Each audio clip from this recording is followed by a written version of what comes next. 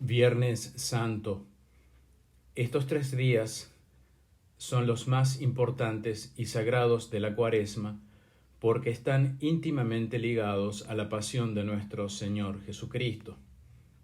El templo está completamente vacío, el altar despojado, el tabernáculo sin el Santísimo, sin cruz, hay vaciamiento total. Es lo que quiere expresar la Santa Madre Iglesia a través de su liturgia, la pérdida o despojo de nuestro Señor. Murió, pero murió no como Dios en su divinidad, sino en su humanidad. Y la muerte se produce humanamente hablando por la separación del cuerpo y del alma. Aunque la divinidad desde el momento de la encarnación siguió presente al cuerpo de nuestro Señor Jesucristo, porque la encarnación fue asumir la naturaleza humana. Asumió naturaleza humana que se unió a la naturaleza divina de una manera indisoluble, que no se deshace ni aun por la muerte. Por eso, el cuerpo de nuestro Señor Jesucristo no es un cadáver, como lo será el nuestro cuando ya no tenga el alma. ¿Por qué el cuerpo de Cristo no es un cadáver? Porque la persona de nuestro Señor Jesucristo, persona divina, aún permanece allí. Nuestro Señor no es persona humana, es persona divina, y a esto hay que tenerlo bien claro. La persona humana no existe en Cristo, porque lo que hace persona, es decir, lo que constituye una persona, es el ser propio, subsistente, que será divino en la naturaleza divina, angélico en la naturaleza del ángel y humano en la naturaleza humana. No es la naturaleza inteligible o intelectual o racional la que constituye persona, sino el ser. Si fuera la naturaleza lo que constituye persona, entonces la naturaleza humana de nuestro Señor, que es naturaleza humana completa, habría constituido una persona humana de nuestro Señor, que estaría junto a su persona divina, y esto es una tremenda herejía. Nuestro Señor, repetimos, es una persona divina y no una persona humana. Solo tiene una persona, y esa persona es divina. Si la naturaleza constituye la persona, entonces en la Santísima Trinidad, en vez de 3 personas, tendríamos 4, porque además del Padre, el Hijo y el Espíritu Santo, la naturaleza divina constituiría una persona más. Y esto nos llevaría a mantener otra herejía. Entonces lo que constituye persona es el ser propio. A la persona divina la constituye el ser divino. Y lo que en la Santísima Trinidad distingue a cada persona es su relación al origen, es decir, la manera de la procedencia. La fuente es el Padre, y no es lo mismo tener el ser, la subsistencia y la esencia divina, que es la misma, como el que la da, que como el que la recibe. El que la da es el Padre como ingénito, es decir, que no puede nacer, y el Hijo la recibe como generado o engendrado, aunque en sustancia, esencia, naturaleza y subsistencia sean lo mismo. Y el Espíritu Santo tiene lo mismo que el Padre y que el Hijo en esencia, sustancia, naturaleza y subsistencia, pero recibida por expiración o soplo de amor puro, recibido del Padre y del Hijo que se aman mutuamente. Captar los misterios de Dios supera el intelecto creado. Abarcar los misterios es imposible, ni aun en el cielo lo podremos. Veremos a Dios cara a cara, pero no lo abarcaremos porque Dios es infinito. Es el Ser Supremo que da el ser a todas las cosas que son y existen, y por eso son y existen, y por eso Dios es la causa de todo lo que es y existe. Entonces nuestro Señor como persona divina está en su cuerpo muerto, que le da la subsistencia a esa naturaleza humana muerta. Pero si la naturaleza humana se descompusiera, como ocurre cuando el alma se separa del cuerpo de cualquier mortal, porque somos compuestos de alma y cuerpo, en el caso de nuestro Señor, por el efecto de la encarnación, sigue permaneciendo la divinidad en ese cuerpo sin sangre y muerto en la cruz y colocado en el sepulcro. Y por eso, en la transubstanciación, en la Santa Misa, siempre va a estar en la consagración del pan y en la consagración del vino, la divinidad, por esa pertenencia concomitante de la realidad de que a la encarnación no la deshace la muerte. Pero la divinidad no está presente por efecto de las palabras, porque las palabras solo hacen presente el cuerpo y la sangre. La divinidad está presente por concomitancia. Siempre va a estar presente, pero el alma no siempre.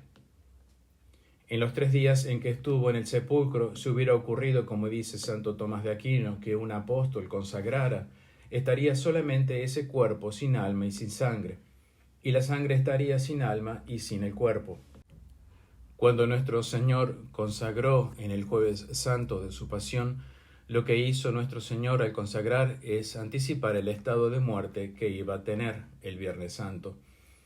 Lo que comulgaron los apóstoles en el cenáculo ese Jueves Santo de nuestro Señor no fue el cuerpo glorioso, ni tampoco el cuerpo mortal, sino el cuerpo pasible que iba a morir ese Viernes Santo. Esto se dice para que se pueda entender que una cosa es lo que digan las palabras por la virtud de Cristo y otra la realidad que supera esas palabras, donde siempre está la divinidad incluida. Y por eso se dice que la divinidad está presente por concomitancia real, lo mismo que se dice del alma de nuestro Señor en las misas que celebramos a diario, ahora que su alma está presente por concomitancia real. En la Santa Misa está el cuerpo y la sangre, el alma y la divinidad de nuestro Señor Jesucristo. Porque nuestro Señor, por así decirlo, tuvo 3 estados, uno el de naturaleza pasible, pero todavía viva, como ocurrió el Jueves Santo, el otro el estado muerto, sin alma, pero con la divinidad presente en el sepulcro, y tercero el estado glorioso. Pero las palabras de la consagración van a ser cuerpo pasible y no muerto, o cuerpo muerto sin alma, aunque con la divinidad presente, o cuerpo glorioso, según el estado real en el momento en que se digan esas palabras. Porque ellas solamente atingen por la expresión del sacramento en la fuerza de sus palabras, por la virtud del poder de Cristo, que así lo instituyó, que era sobre el cuerpo y la sangre. Y lo que no esté en virtud de esa significación sacramental, lo estará por la realidad de la cosa que produce en el estado en que esté ese cuerpo y esa alma y esa sangre de nuestro Señor Jesucristo, en qué estado esté. Ahora pues está en estado glorioso. Cuando el sacerdote consagra, no vuelve a crucificar a Cristo, porque si fuera posible ya sería otra muerte lo que haría el sacerdote. Lo que hace es reproducir el mismo sacrificio histórico pasado. Por eso la Santa Misa es una renovación de ese estado de nuestro Señor muerto en la cruz, donde la sangre se separó de su cuerpo como la expresión más perfecta de la total inmolación. Una inmolación o sacrificio podría ser sin derramamiento de sangre, pero si se derrama sangre es total y no queda duda ninguna de la muerte. En el Antiguo Testamento la mentalidad era de que la sangre era el asiento de la vida, que en cierta forma lo es. Un cuerpo humano sin sangre no existe. San Cirilo hablaba de la espada de la palabra, dando la idea de que con la espada de las palabras de la fórmula de la consagración se producía la muerte. Pero así no hay que entender, porque la palabra no es una espada que decapita a Cristo de nuevo, no es así. La palabra solo renueva el sacrificio de Cristo en la misa. Todas estas cosas son difíciles de imaginar porque no se puede concebir con la imaginación lo que se realiza en la sustancia que no se ve. Ninguna sustancia se ve, pero sí se ven sus accidentes que revelan esa sustancia. Mientras la sustancia permanece, los accidentes pueden cambiar. Una cosa puede cambiar en aspecto, en dimensión y en todo. Pero en la Santa Misa ocurre un milagro. En vez de cambiar accidentes, lo que cambia es la sustancia del pan y del vino. Mientras los accidentes que vemos son los del pan y del vino, la sustancia es el cuerpo y la sangre de nuestro Señor Jesucristo. Y esto es un milagro que se llama transubstanciación, un milagro que ocurre en cada Santa Misa todos los días en la presencia del sacerdote. Como en la Santa Misa se vuelve a producir de nuevo la misma realidad del Calvario en el estado en que estaba nuestro Señor en la cruz, y eso se produce sustancialmente. Eso no lo podemos concebir, y es más difícil aún porque los accidentes que vemos son los del pan y del vino. Por eso es doblemente misterioso. Una, porque no vemos los accidentes del cuerpo de nuestro Señor, y otra porque nuestro Señor está presente en las más mínimas partículas en que se divide la hostia. Y esto es así porque Él está allí en la sustancia de su naturaleza humana con su cuerpo.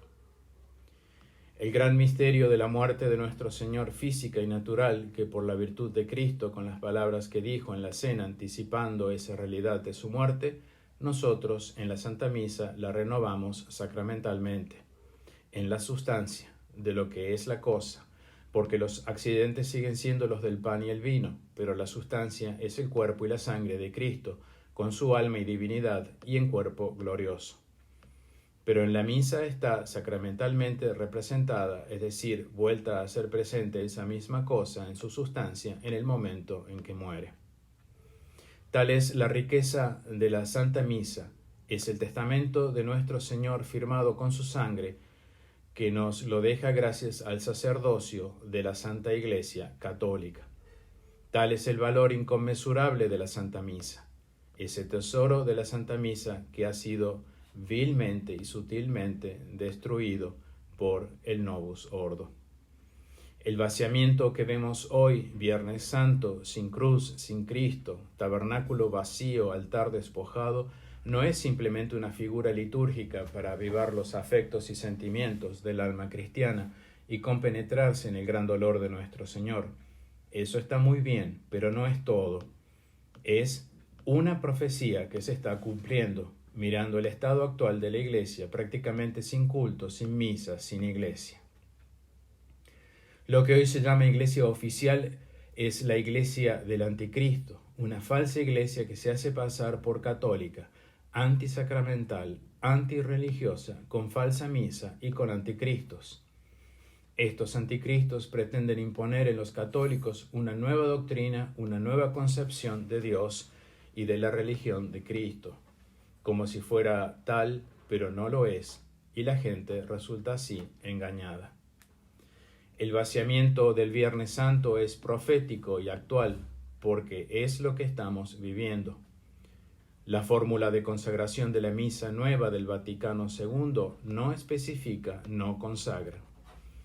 Una efusión de sangre es indeterminada si no se le especifica por qué y para qué. No es lo mismo derramar la sangre por una herida que derramar la sangre en un sacrificio que es un acto de culto rendido a Dios para expresar la omnipotencia del Señor, dueño de la vida y de la muerte. La fórmula de la consagración entonces tiene que especificar por los efectos. Por eso dice, por vosotros y por muchos, en remisión de los pecados. Si se adultera el significado de la fórmula y además se quita que es por el misterio de la fe, entonces no se consagra. La Misa Nueva del Vaticano II no consagra, es inválida. Porque, ¿cómo sabemos que en la verdadera misa está el cuerpo y la sangre de Cristo si solo vemos pan y vino? Por la fe. Y en esa fe, quitando el obstáculo del pecado, Dios nos da la herencia como hijos de Dios en la vida del testamento eterno. Por eso la fórmula de consagración latina de la Santa Misa de San Pío V a perpetuidad es completísima y no se le puede añadir ni quitar nada sin disminuir su significación gramatical. Entonces, la nueva misa no significa el sacrificio y no hay transubstanciación, porque la transubstanciación tiene que ser sacrificial del cuerpo y la sangre de Cristo separados por la muerte. Y si además se le introducen las palabras del contexto, que nunca fueron de la fórmula esencial de la consagración, en tono narrativo, se relativiza toda la fórmula bajo esa significación puramente narrativa y no efectiva y sacramental. Entonces, por doble partida, es inválida la fórmula de la nueva misa. Hoy tenemos que defender la verdadera doctrina solos, porque no hay teólogos seguros, y gracias a esa soledad podemos mantenernos firmes en la fe, para no claudicar en la fidelidad y testimonio a Cristo, con la ayuda y la gracia de Dios. Hoy, en la tradición Muchos siguen admitiendo que la misa del Novus Ordo puede ser válida. Hoy en la tradición muchos prelados quieren arrimarse a Roma para que Roma les certifique como católicos. ¿Quién le daría esa certificación? Un hereje, un anticristo. Porque lo que llaman iglesia oficial en Roma no es la iglesia católica, porque no tiene las 4 notas que expresan la visibilidad de la iglesia católica. Solo la fidelidad a la sacrosanta infalible tradición de la iglesia católica tiene las 4 notas que manifiestan la visibilidad de la iglesia. Quienes quieren arrimarse a Roma son unos traidores y cobardes. Entonces, el vaciamiento del Viernes Santo es la realidad profética y apocalíptica que estamos viviendo hoy, aunque no sepamos cuándo sea la hora final.